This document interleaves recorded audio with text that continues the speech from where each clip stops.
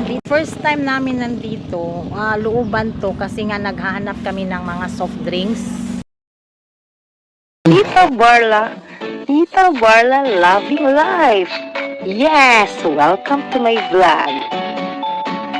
Please subscribe and click the notification bell for more updates. See ya! Tita Barla at ang bago niyang buhay. Bagong ticket. Good afternoon mga katita at mga kasari. This is Tita Barla. Welcome to my channel.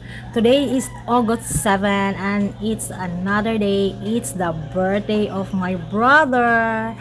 And ito yung nangyari kanina kasi almost half day nag-close si tindahan. Kasi nga birthday, diba? Nag-open ako ng normal opening time namin na 5:30 AM. Tapos nag-close ako ng 9:30 AM. Kasi sabi ni mother, pupunta daw kami doon sa another bayan, yung parang pangalawang bayan from here. Doon kami magla-lunch. Kaso nga is dahil August 7 ngayon, Wednesday, 8, 9 is Bisperas, 10 Pesta. So kailangan ko pa ng dagdag ng stock sa mga 8 ounce na soft drink. So ang sa amin, hindi naman kasi ganun kabentahan sa akin ditong tindahan. So meron akong isang case, nanghiram ako kay sister-in-law dalawa. Nagkataon kasi na may kapitbahay kami na ang gusto nila na dito lang kumuha ng soft drinks, 7 daw. So 3 lang ang nakuha kahapon. Ngayon dadagdagan namin, sana makakuha kami kahit wala bang bote. Yun ang purpose namin na umalis kami. Umalis kami ng 9:30. Nagpunta kami doon sa market, dalawang supplier yon. Tapos hindi sila pwedeng magpapahiram ng bote. So no bote, no deposit sa kanila. Hindi sila nagpapa-deposit, gusto nila exchange talaga na bote and drinks, which is hindi naman kami napagbigyan. So inikot namin yung dalawang supplier doon, pareho silang hindi talaga nila kami ni yes, kahit sabihin pang ibalik hindi, kasi hindi naman daw papayag si panel. So sinundo namin sina sister at saka si brother dahil papunta na lang kami mag lunch, mga bandang 10 na yon, 10 plus. Tapos habang nasa sasakyan kami, nagchika-chika kami ni sister-in-law na yun nga ang nangyari, kulang kami ng 8 ounce. Tapos na-mention niya yung isang tindahan na supplier din daw yon, na nagiging suki siya doon nung time ng pandemic, nung time ng kawalan ng mga soft drinks, na yung tindahan na yun laging tumatawag sa kanya na gusto mo bang mag soft drinks, mag-save ako para sa iyo. So yun, napunta kami doon, ini-introduce niya kami doon. Ayaw sana ni ma'am kasi nga hindi nga pwede yung maghihiram sa panel, pero good thing dahil nga suki niya si sister-in-law, napayagan niya kami. Number 2, marami daw siyang bote ng 8 ounce. So ayun, nakakuha kami ng, imbis 4 ang kulang namin para magiging 7, kumuha ko ng 5, baka sakali kasing merong bibili pa ng extra. So at si sister-in-law naman namili ng mga ibang mga pet bottles na soft drinks, yung 8 ounce. Yung ano yun? Sakto yung namin nandito, looban to kasi nga naghahanap kami ng mga soft drinks. Doon daw sa dulo may mga swimming pool doon, dalawa ata, pero yung isa lang napuntahan ko, yung isa una. So andito kami kumuha ng mga soft drink. Hi, nandito likod sa sasakyan, meron na sa bahay. Ito na, kulang-kulang pa to, pero may nauna na sa bahay nito dahil ay fiesta ng bayan.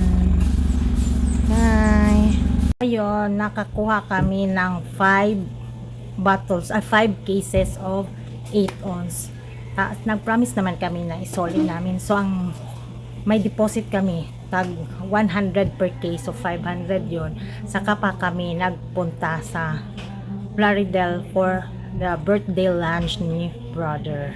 So, ayun, nagpasalamat ako na meron kami kahit papanong stock. So, at least nakilala na niya kami at magiging suki na namin siya. Okay? So, we are now going to Plaridel. The Plaridel is ilang hours? Hindi siya abot ng hours. Mga siguro 45 minutes from amin to Plaridel. Kaya nung after na nakuha na namin, karga-karga na lang namin yung mga drinks. Nagpunta kami kanina sa Plaridel. Tapos, pag uwi, mga bandang 2:30 na ata or 3, nag-open naman ang tindahan.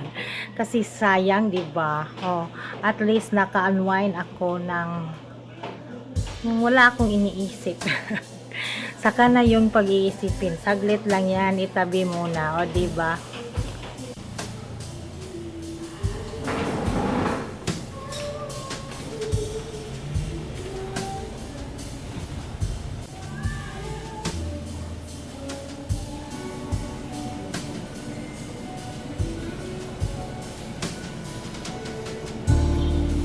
Tagpila mo niya yun. Unsa ni siya nga cake ning kanina ni nga gamay? Ha? May cherry. Tres? Tres leches. Okay. Ay, nakalimot mi na may gamay kandila wa.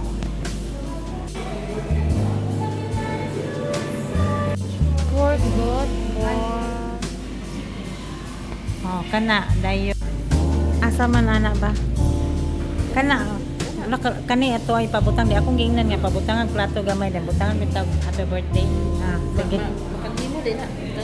Ibutang man ang laing platong dako. Di, kana lang. Sige.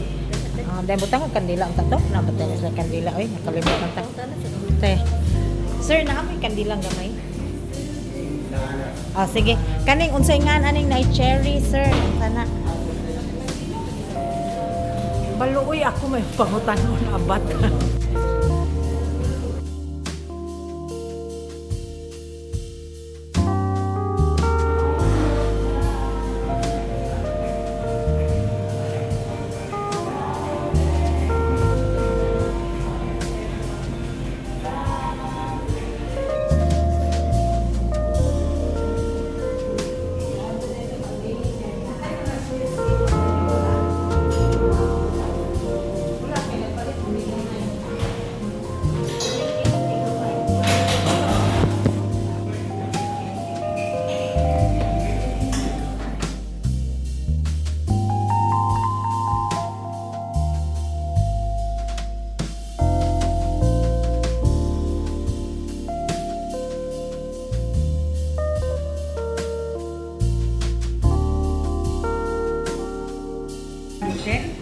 Pwede ko.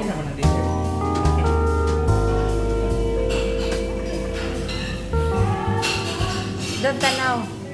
Happy birthday. Tanaw pat. Mana? Ako nga gulay tuyok. Wadyo ko na hilabot na ng gawas.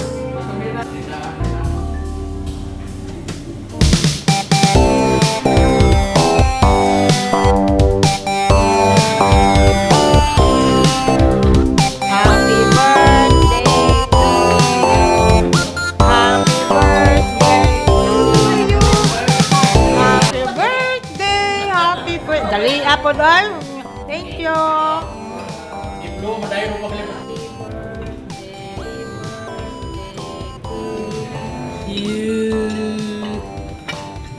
Ingon na ba si Gigi? Sa din yung plano? Ngaon na daw may gawas.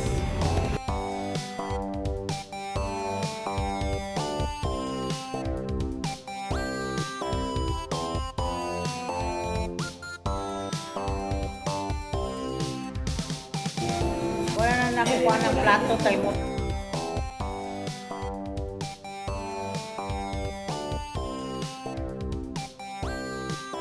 Thank you for the blessings. Thank you for the family, Lord, na ganun, kaming 5 ay kompleto.